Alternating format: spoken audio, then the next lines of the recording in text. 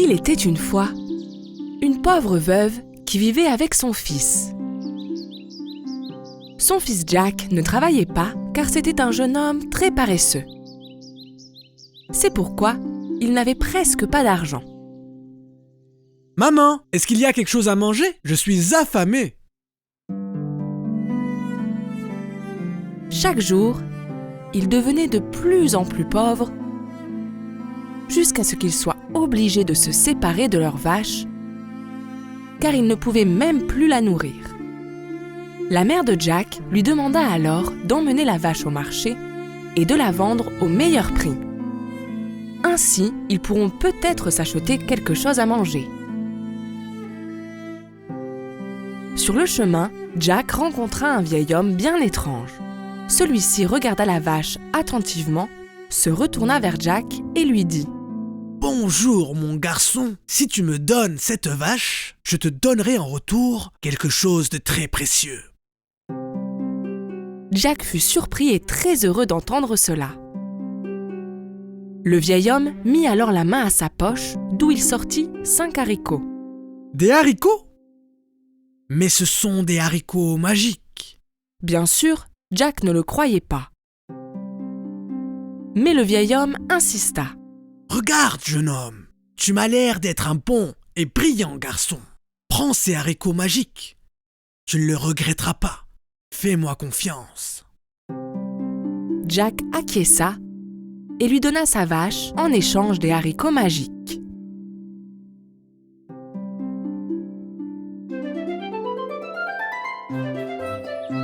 Satisfait de l'échange qu'il venait de faire, Jack rentra chez lui. « Maman, regarde ce que j'ai !»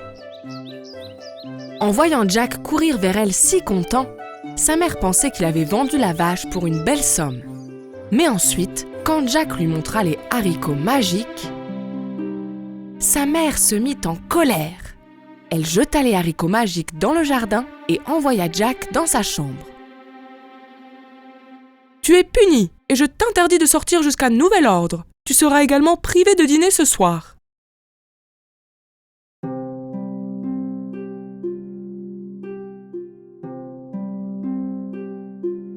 Au petit matin, Jack regarda par la fenêtre et n'en crut pas ses yeux. Devant ses yeux, une tige était en train de pousser très rapidement.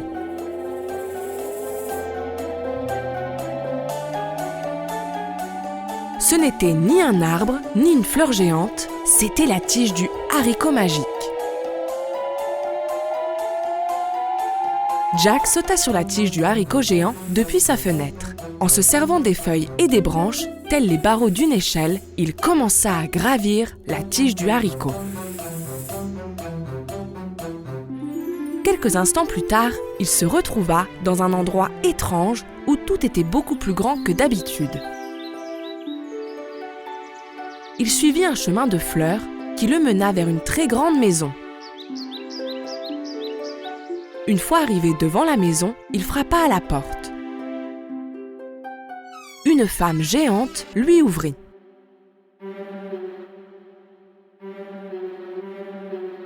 Eh bien, je voulais vous demander si vous aviez quelque chose à manger. » Oui, mais tu devras t'en aller avant que mon mari ne soit de retour, car il adore manger les petits enfants.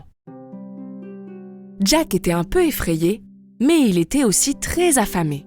Juste au moment où il allait se mettre à table pour prendre une bouchée, il entendit une voix grave qui venait de l'extérieur. Perlimpinpin, je sens une odeur d'enfant. Cru ou cuit, je prends. Ce ne sera jamais suffisant. La femme appela Jack. Cache-toi dans le four, mon enfant. Jack ne réfléchit pas 2 fois et sauta dans le four. Le géant arriva dans la cuisine et commença à renifler.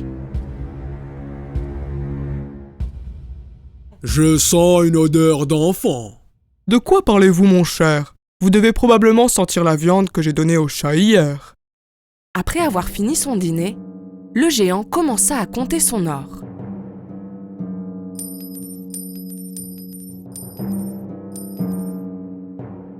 Un peu plus tard, fatigué de compter son or, il s'endormit. Jack sortit du four et prit un sac d'or.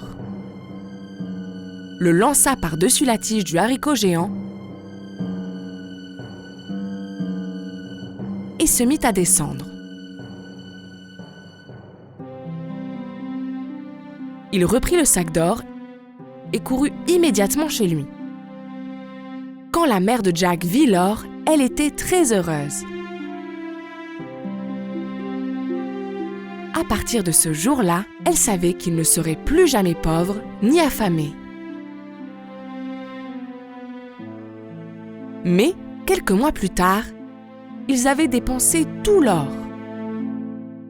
Jack n'avait d'autre choix que d'escalader à nouveau le haricot géant et de se rendre à la maison des géants. Cette fois, l'épouse du géant était quelque peu suspicieuse. La dernière fois que tu es venu, un sac d'or a disparu. Mais elle eut à nouveau pitié du jeune garçon et l'invita à l'intérieur. Peu de temps après, le géant rentra à la maison. Perlimpinpin, je sens une odeur d'enfant. Cru ou cuit, je prends. Ce ne sera jamais suffisant. Dès qu'il entendit la chanson du géant, Jack sauta à l'intérieur du four.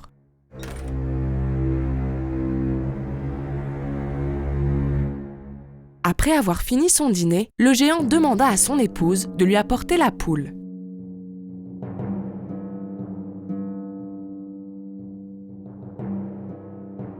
Et ordonna à celle-ci de pondre un œuf. À la grande surprise de Jack, la poule pondit un œuf d'or. Et quand le géant alla se reposer dans sa chambre, Jack sortit du four et prit la poule, puis se précipita pour descendre rapidement la tige du haricot géant. Grâce aux œufs d'or, Jack et sa mère étaient à nouveau riches. Mais, quelque temps plus tard, Jack décida de tenter sa chance encore une fois et grimpa de nouveau le haricot. Cette fois, il entra à l'intérieur de la maison sans y avoir été invité par l'épouse et repéra une grande casserole en cuivre où il alla se cacher. Enfin, le géant rentra à la maison. Perlimpinpin.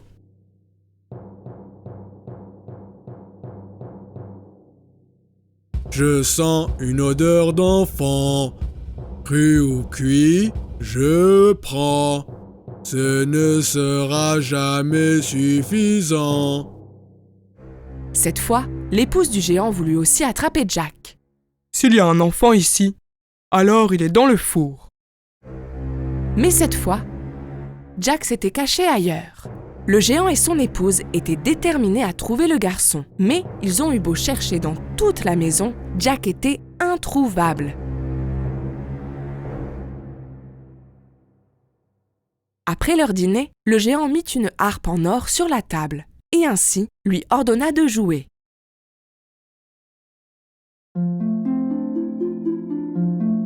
La harpe berçait le géant qui se mit à dormir. À ce moment-là, cette harpe était ce que Jack voulait le plus au monde. Ainsi, il monta sur le genou du géant endormi, sauta sur la table et prit la harpe.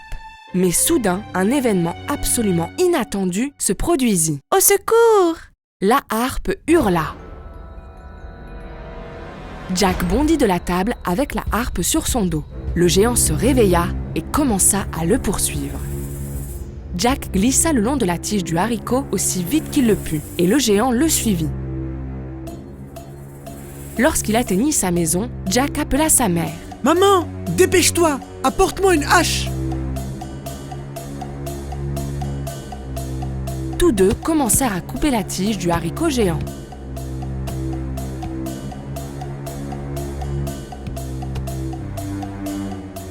Et finalement, la tige du haricot et bien sûr le géant s'écroulèrent dans un énorme fracas.